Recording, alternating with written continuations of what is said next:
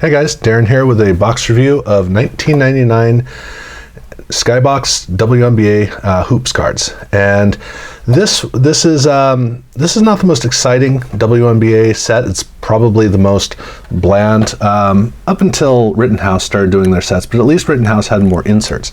But essentially the first 2 years Pinnacle had the WNBA contract, and then they folded. So Hoops Skybox took over, and or Fleer Skybox took over, and so the first year they did Hoops for their set, and then they did Dominion the next year. This is a set that I collected a fair amount, so obviously nothing's new to me, but the cards use the same model that they used in the NBA, which is exactly what you would expect. And they are, I mean, I get the concept. I've never been a big fan of it, primarily because the way that the border works, though it just fades into white, it really depletes the ability for the card to really carry, because the background image kind of disappears into the border, and so it doesn't really read well. And then the front shot, sometimes the front shot will come through distinctly, but other times the shot just kind of fades into the background, and so that's where the problem really lies. I have always liked the back, though. I have to say I do like that. The card set is, it starts off with kind of a review of the postseason with WNBA MVP right at the beginning, and then it gets into league leaders.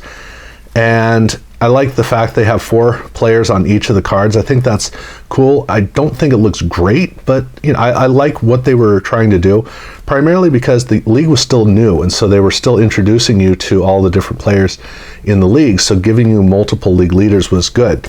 I'm not saying they designed that for the WNBA, it's just that it worked really well for that. And then of course it ends with the draft pick rookies.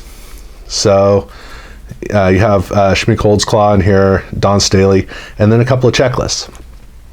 And there are no parallels with this set. That's part of what makes this card set a bit of a drag. The next year with Dominion, they would have a parallel, and Rittenhouse for the first 2 years, I believe it was, had no parallels. Maybe first 3, and then they did parallels just before they folded.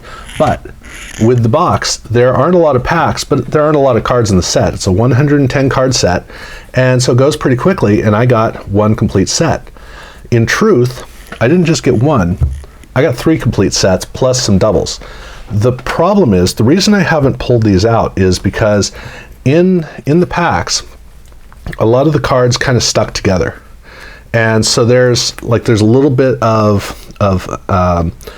white down here, and then there are rare occasions where it's actually pretty bad. So over here I've got right up at the corner is some black areas, and it's not like these cards are so valuable that it cripples them as much as, I mean, I got a box and I got 3 sets out of it, so I got more than enough. It's not like this is a crisis, but every pack you got to go very slowly, opening up all the cards and separating them out, and so it takes a while before you can even get to looking at the cards. Then the cards aren't all that exciting, just the nature of how the cards look, which is too bad. But so the experience was a very mechanical process. I just couldn't take the time to enjoy whatever I could possibly enjoy out of the cards. I got nervous for the inserts. Now, for the most part, the inserts survived just fine. There's some damage to these cards, but these cards are cards that you're probably going to be finding some damage on anyway in most cases, so I wasn't too concerned about it.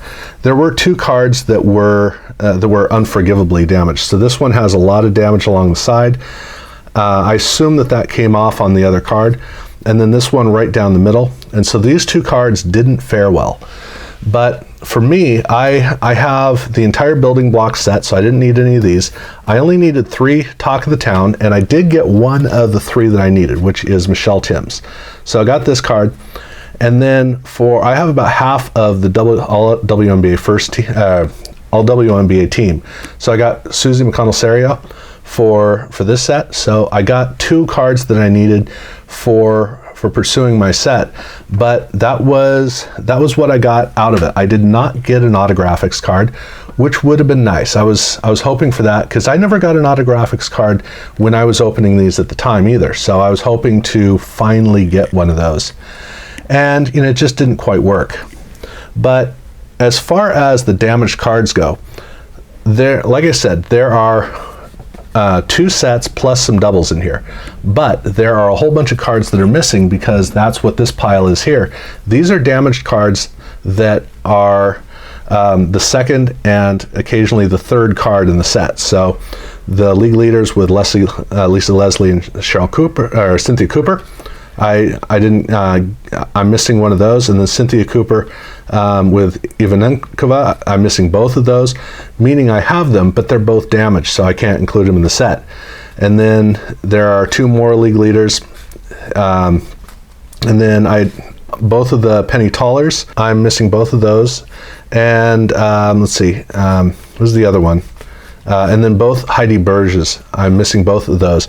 So again, the 2 Heidi Berges, the 2 Penny Tollers, and the 2 Cynthia and Eva cards, I'm missing the second and third. So the second set is missing 3 cards. The third set is missing a whole lot, simply because the cards were damaged enough that I couldn't include them. But had everything come out of the pack perfectly well, then it would have been a situation where I would have gotten 3 sets out of 1 box. That's kind of what this box is.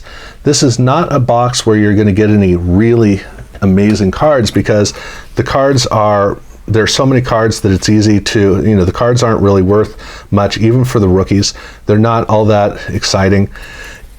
You're basically looking for inserts, because like in the case of the all WNBA team, I'm still missing half of the set. I only got 1 card out of this box, and that doesn't get me very far. And of course the autographics.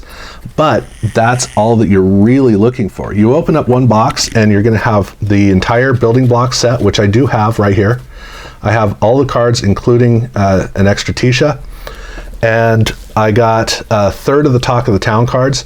So getting the cards goes pretty quickly. 1 box will probably get you a building blocks and at least 1 card set, as long as the cards don't happen to be utterly destroyed, which in the case of this box, it was nerve-wracking, but most of the cards turned out all right. Just these cards did not, and it's not all that many that were irrecoverably damaged. So it's not like it's the end of the world, but it's not a box to spring a fortune on, because there's just not going, unless you happen to get one of the 2 or 3 autographics that's really worth a lot, it's not going to really justify a lot of money.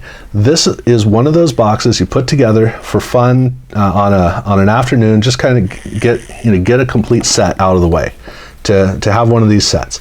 That's about what I would say for it. But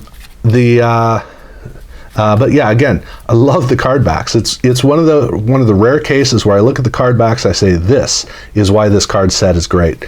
And it's almost worth it just to never look at the front, as far as I'm concerned. But yeah, that's my take on it. So yeah, thank you guys for watching.